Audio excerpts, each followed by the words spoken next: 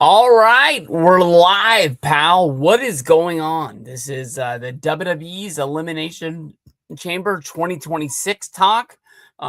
Today, went to work. I finally got my jersey. It just came in. USA Hockey, 1996. Charlie Conway. This is when the Mighty Ducks were skating for Team USA, going up against Iceland.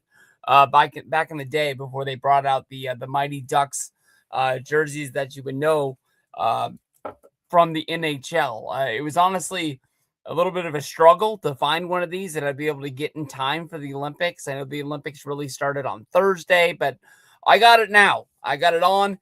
USA women's hockey played today. We played against Canada. I believe we won the game 5-0. I'm not a big hockey fan. I love Olympic hockey. I loved that tournament that they did during the NHL last year. I'm trying. I can honestly tell you that it's hard for me to watch. It feels like the intermissions between the periods. It feels like it lasts forever. Sometimes I change the channel and forget what I'm watching. I don't know all of the penalties, but I'm getting along with it. I really like watching Olympic hockey. I really like rooting for Team USA. Hopefully, the women get to play Team Canada in the gold medal game again. I know they didn't have their best player out there with them today, but today we are talking WWE's Elimination Chamber 2026 coming up February. I believe it's the 28th. It's going to be in the beautiful city of Chicago. I really hope that my buddy Pinko goes to the show. I don't think he has a ticket yet. I think he is waiting for one to fall into his hands. I think that honestly, that day, this is going to be a very good wrestling show that we watch. It's going to be just like watching Saturday night's main event or a Monday Night Raw or maybe even like an episode of SmackDown. But I think there's going to be a little bit more excitement than SmackDown. As of right now, we have 4 matches. We have 2 of them that are named, 2 of them that we're building together. Both Elimination Chambers only have 2 members in there as of right now. Randy Orton and LA Knight are in there. For the men, we've got Tiffany Stratton and we've got Rhea Ripley in there. For the women, we've got Becky Lynch versus AJ Lee. That was named on Monday Night Raw last night. And then CM Punk versus Finn Balor is our main event. Last week, I came on here. We talked about WrestleMania 42. I'm pretty negative on WrestleMania 42. I think that if you were an outsider coming in here for the first time, or maybe you follow it along, maybe you just think I'm negative because of the fact that I'm not going to WrestleMania this year. I can honestly tell you that I had made my mind up at WrestleMania 41 that I did not need to go to WrestleMania 42. Even when it was going to be in New Orleans, well, that's not true. Because I did throw some thoughts out there when it was named New Orleans that me and Ravi and Miguel would get together for one more fun little spring fling going out there, and maybe that would be the real retirement. I really wanted it to.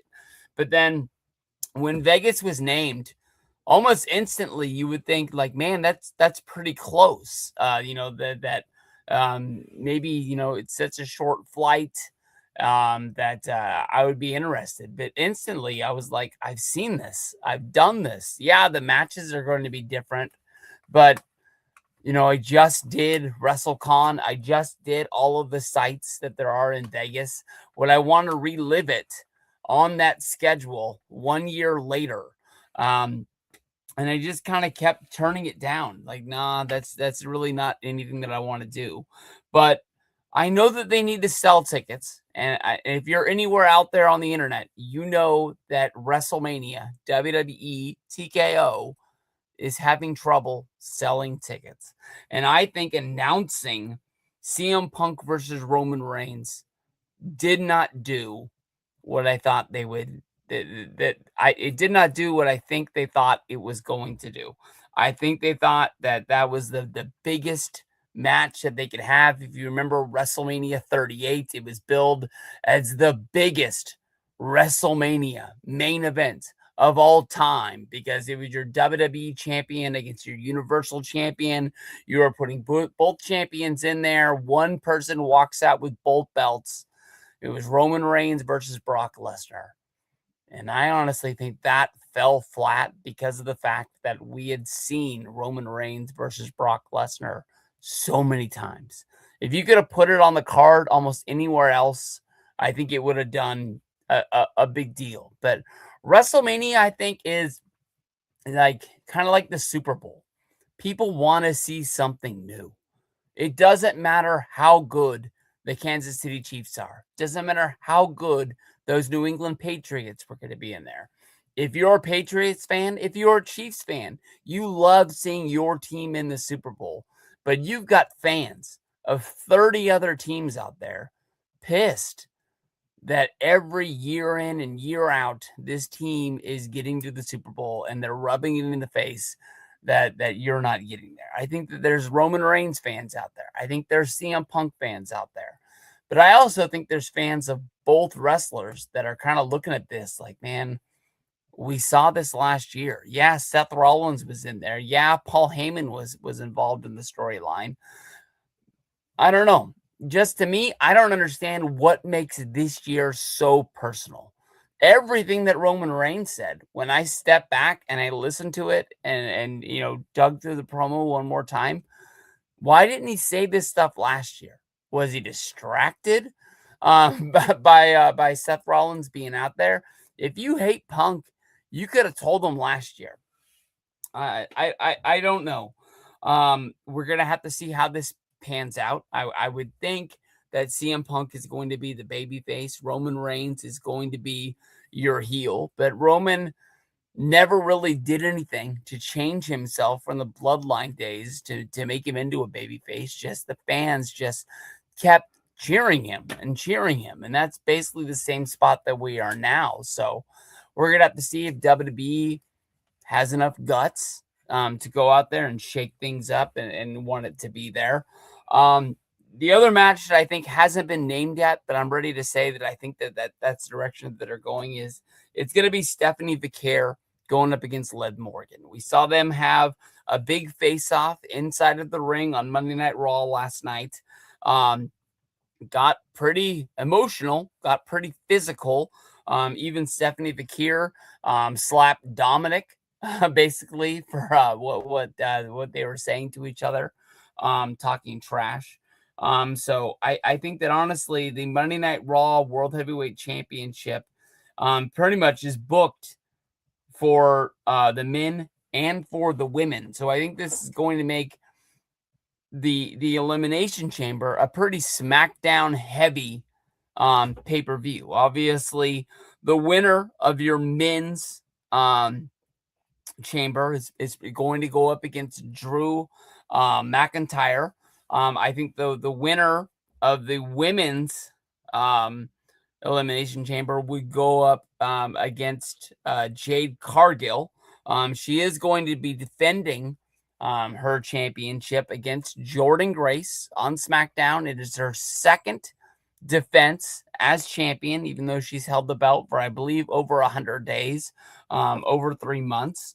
I'm really not sure if they've lost their hype in Jade. They definitely put the belt on her, so I guess they thought that they could believe in her, but why are they not using her? Maybe she's injured. Maybe it's they're trying to cover something up, a lot like Bianca Belair or something like that.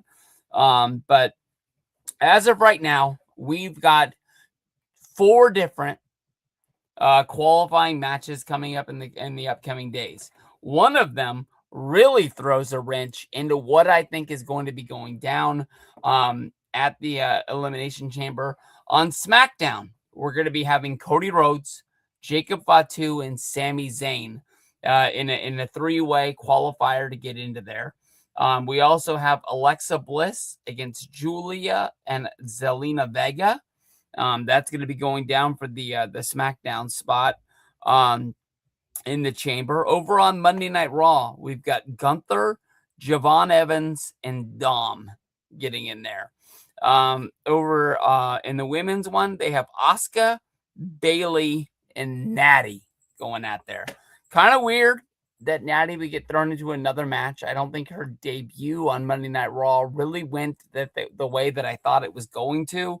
I don't think she needs to take the loss in this match, but basically, I'm taking Asuka to get the win there. I'm thinking that more than likely Kairi Sane is going to be involved in that matchup because of the reason that Kairi Sane promised Asuka that she was going to win the Royal Rumble. I really wasn't 100% sure that she was going to be in there. I thought that she would just involve herself somehow.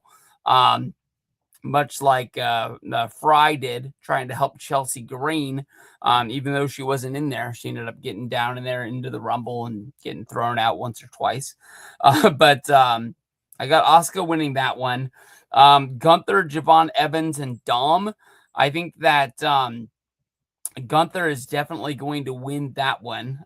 They need some heels inside of this matchup. I'll let you know who I think the names are to be going into there.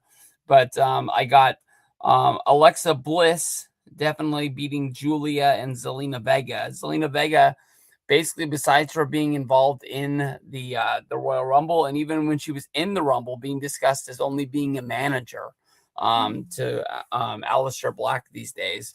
So I guess the SmackDown's women's division is needing some help to the point where they're just putting managers into these qualifiers, although that we just had a manager fight with Julia for the women's tag titles that's going to be there. But SmackDown, this is definitely going to be your main event, and it definitely throws a huge wrench into what I think is going to be going down. We got Cody Rhodes, Jacob Fatu, and Sami Zayn. Cody Rhodes, former WWE champion.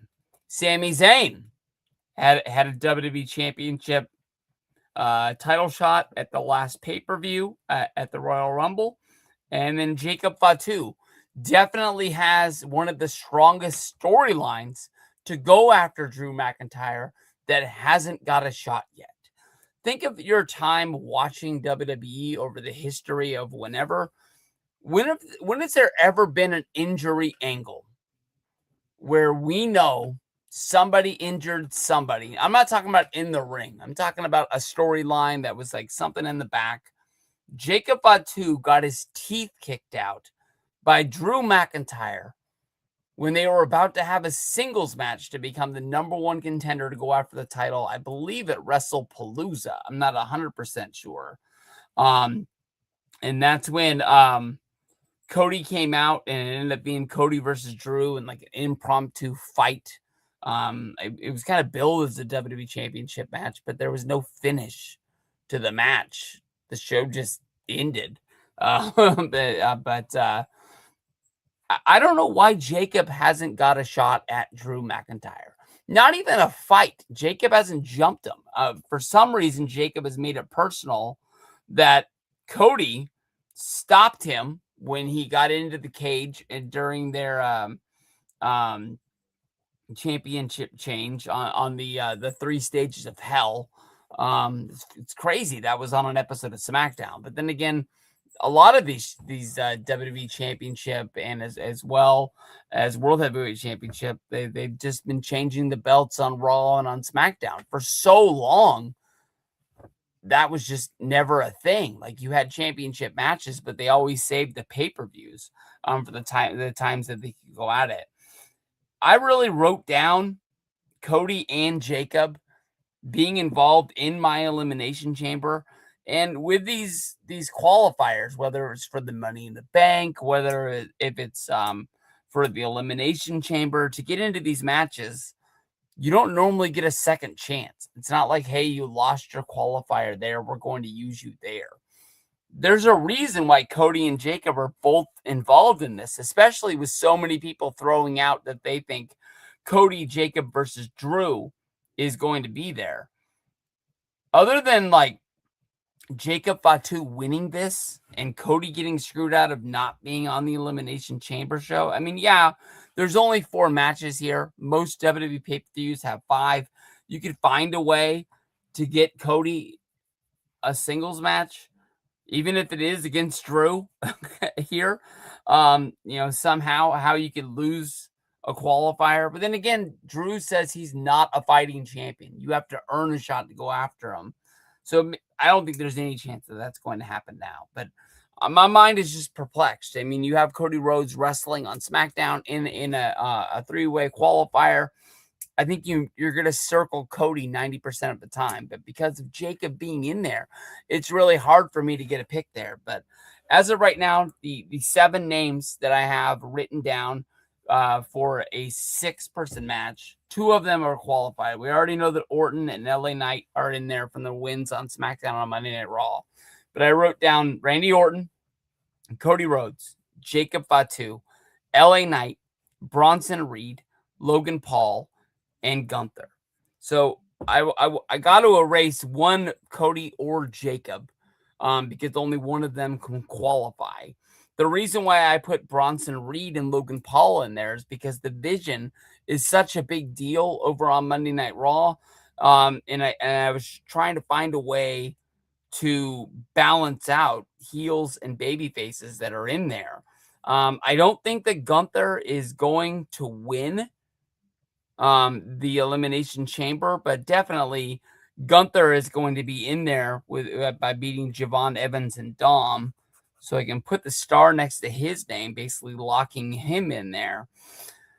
But then again, I know that we just had Austin Theory in a qualifying match on Raw, but you got to think Adam Pearce as a babyface GM who's kind of really against the Vision. Is he just going to be handing out shots for them to be getting into this chamber? Not really 100% sure. Logan Paul, I wrote down, he's not the main guy in the Vision. Bronson Reed, I think, would move into being the number one guy because Bronson Reed being down. No, what am I saying? Bronson Reed would move up because of Braun Breaker's injury, moving him up to being like the number one guy that they're going to help push towards getting the championship. I don't see them just going anarchy rules and just saying like whoever can get there, and we'll back you up. It's one of the biggest problems I have with the Vision is what is the real vision is for them to win the championship. And then what do the other guys do? Do they just give championship shots to each other and it just becomes the Vision Fight Club with them fighting after the titles? I'll tell you the truth. It's going to be Cody or Jacob getting the win here. But I think it's going to be fun to get there. Over on the women's Elimination Chamber, Tiffany Stratton is already in. Rhea Ripley is already in. I've got 6 names written down. Alexa Bliss, I have her as winning her match on SmackDown in order to get in there. Asuka, I have her winning her match on Raw in order to get there. So I only have 2 names that are far-fetched. I wrote down Tiffany Stratton, Rhea Ripley, Charlotte Flair, Io Sky, Alexa Bliss, and Asuka. The reason why I wrote down Charlotte Flair as well as Io Sky is because of like WWE is consistently doing something with all of these women tag teams in WWE. It seems like as of right now, Rhea Ripley and Io Sky's tag team titles are like the biggest thing. Women don't even seem like they wanted to be in the Royal Rumble. They don't even seem like they want to go after these World Heavyweight Championships on Raw and or SmackDown. Rhea Ripley, seeing the writing on the wall, that Stephanie Bakir is your champion. It looks like Liv is going to be there. I don't understand. She should just throw down these tag titles like Diesel did when he got turned on at the Royal Rumble by Shawn Michaels. I think he called it a pittance or something like that. But I don't know. Maybe that's really what they're leading to. Rhea Ripley and Io Sky was the main event of the Evolution pay-per-view. Who knows if we're ever going to see one of those ever again. And then it ended up being broken up by Naomi, but they put so much work into that storyline that Rhea never beat Io. Io telling Rhea to her face it's never going to happen. Rhea is your number one face of a company in here. It would make a lot of sense for like Rhea Ripley to go up against Jade Cargill, both big jacked women, two of the biggest girls they have in the company. But I'm not sure. I think they're building to something at WrestleMania, maybe a big TLC match. The likes of seeing a team like the Bellas in there. I can't think of the Bellas being involved in a ladder match of any kind. I don't see them smacking each other with a chair or anything like that. But something is going on. It's not just going to be a WrestleMania 14 tag team gauntlet match at WrestleMania. I mean, Rhea Ripley's a huge name. They're probably trying to use her, honestly, in the right spot. The first one to qualify for the Elimination Chamber, Tiffany Stratton. I think that she's going to be getting the win. Tiffany Stratton against Jade Cargill makes a lot of sense. That was the championship match at SummerSlam where Jade won the title. Being Tiffany Stratton took some time off, her to come back and work her way to getting to your WrestleMania. There was so many wrestling rumors like 2 months ago for no reason at all, just like reminding us, like, hey, in case you didn't know, Tiffany Stratton is going to be a big name at WrestleMania 42. I don't think anybody didn't think she was going to be. It's not like she lost the championship and all of a sudden like this company lost faith in her. She's going to be a big deal. She's Tiffany Stratton. Although I will say that when I saw the TikTok of her eyes on her boyfriend's arm in that, like, I think it was like a lion tattoo, a little weird. Although it was really, really good. But for a boyfriend to tattoo a girlfriend's eyes, I guess you can always cover it up and say that's not what it is. But when you see it, you're like, that's Tiffany Stratton's eyes on his arm. Kind of crazy. Also added was Becky Lynch versus AJ Lee, Women's Intercontinental Championship. Same things that I was saying, that it doesn't make sense why the women seem to be going after the tag team titles so strong. I don't understand how this Intercontinental Championship is like the main title of the women's division in WWE. I know that AJ Lee hasn't been around as much. She wrestled at WrestlePalooza. She came out and helped Maxine. She wrestled in the War Games match at Survivor Series. Now, this is going to be her first singles match, although it really looked like they were building up to a tag match last night on Monday Night Raw with Becky and Natty. But then again, Becky Lynch was eliminated by Natty at the Royal Rumble. So maybe like she just gets in there, uses Natty, and then like attacks Natty for no reason. Natty looks like she would be a competitor to go after this. I almost treat like the Intercontinental Championship like it's like the Legends title over in TNA. It doesn't really make a lot of sense, but I guess they just created a title to put on Becky Lynch. But then again, the United States title with Julia over on SmackDown. Julia's held it twice. Chelsea's held it twice. There was one other champion. I can't remember. I can't remember who the other. Zelina Vega beat Chelsea for it. She held it for a minute.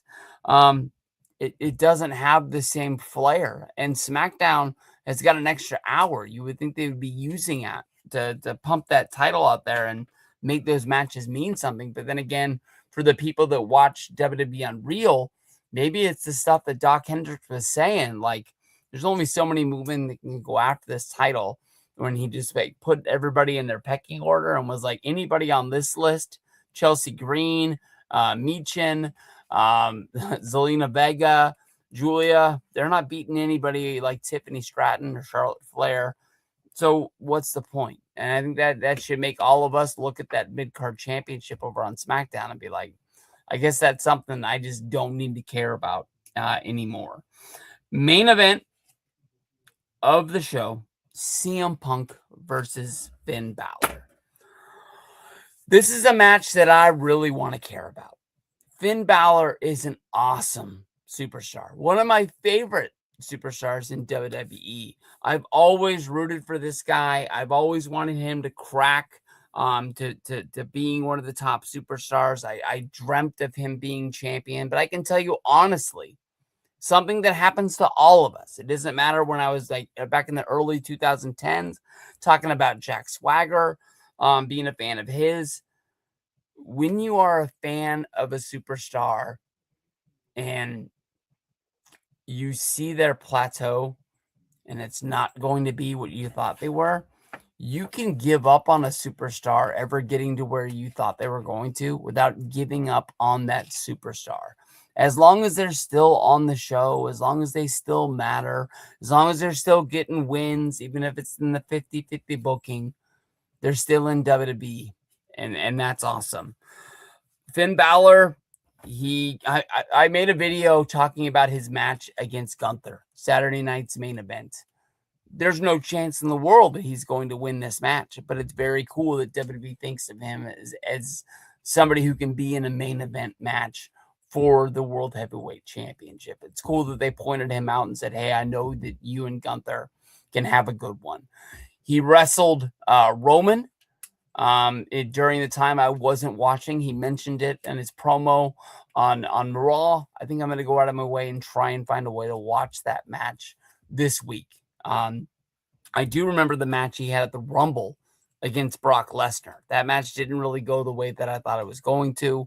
I knew he wasn't going to win, but I thought he was going to be able to be in a spot that made him look a little bit better. I think Brock that day just decided that he just wanted to get out of there. He wrestled his match, he got his money, and that's what it's going to be. There's people out there who believe Finn Balor can do something in this match to get him into the WrestleMania picture. I understand.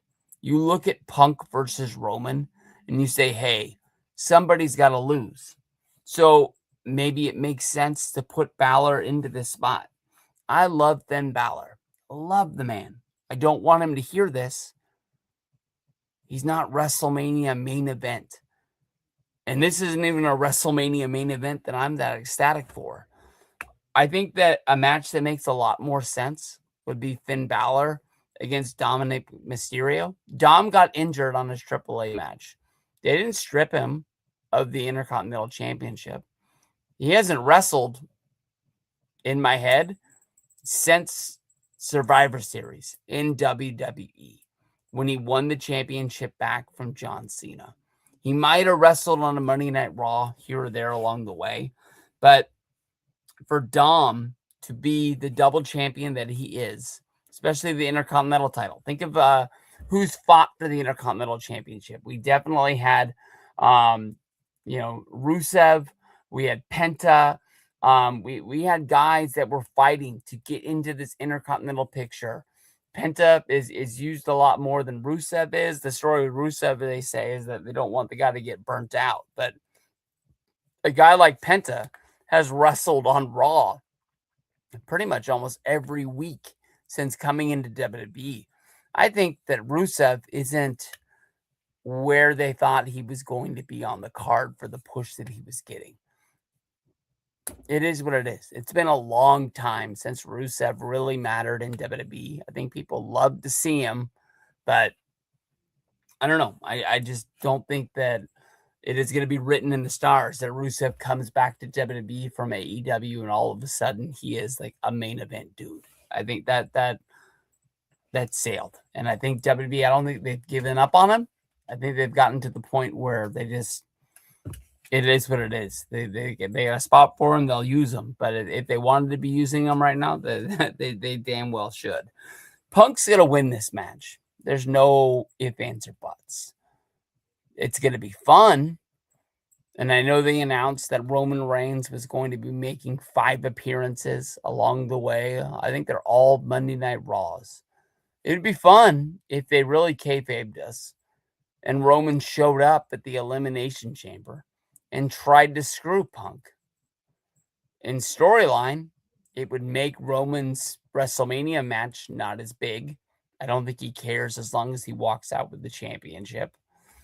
I think that Balor versus Roman definitely is not as big as it was, but I think Roman thinks that he could just walk in and beat Balor no problem, and it just wouldn't be competition. Be easier for him, the easiest route. So why not try and make sure that Punk loses?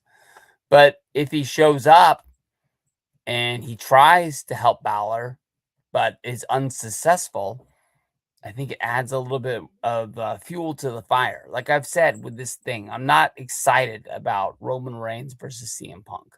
I know the way the WWE works. We've got 2 months until April. That's WrestleMania. And I think I'm really going to care. I know I'm going to watch it. I know I'm going to have fun. I don't think I'm going to be sitting on my couch grumpy, just being like, let's get this over with. We just want to make our review and watch the post show.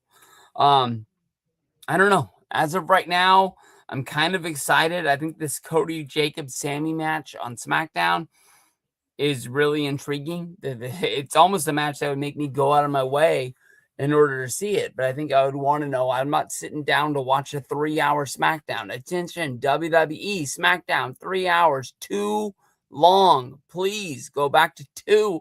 Even if you can edit it down to 2.5. It works for Monday Night Raw. 3 hours, just right out of the gate. No thanks. Don't make sense.